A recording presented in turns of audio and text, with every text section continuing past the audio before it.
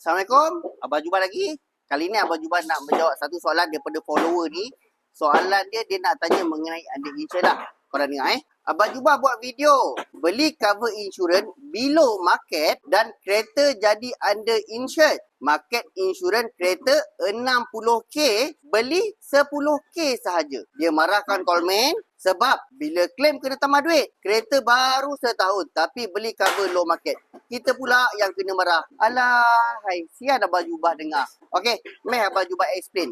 Korang kena tahu apa itu market value dan apa itu under insured.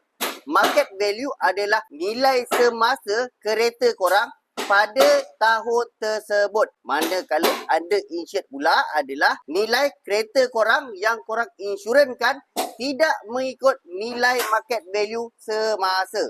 Nampak tak ada perbezaan antara market value dan juga under insured? Satu contoh lain yang Abang Jubah boleh terangkan kat korang adalah macam kereta kat belakang ni, nilai market value dia adalah 140,000.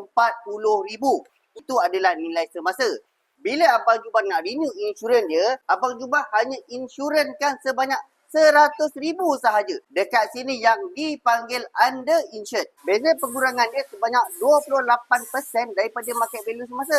Masalah yang akan timbul bila kereta ni kemalangan. Abang Jubah kena top up bayaran under insured sebanyak 28% kepada insurans. Apa yang Abang Jubah boleh nasihatkan, bila korang nak renew insurans, pastikan korang cari ejen yang betul dan ejen yang sah. Dan juga korang kena pastikan yang sewaktu korang nak renew insurans, pastikan kereta korang mengikut nilai market value semasa. Kalau tak, jadilah macam kereta ni. Tak pasal-pasal kena tambah 28%. Macam biasa korang kat luar sana tak tahu dan tak ada workshop nak hantar kereta korang, korang boleh datang terus ke bengkel Abang Jubah, pakar tujuan insurans kemalangan anda. Jumpa kat next video. Assalamualaikum.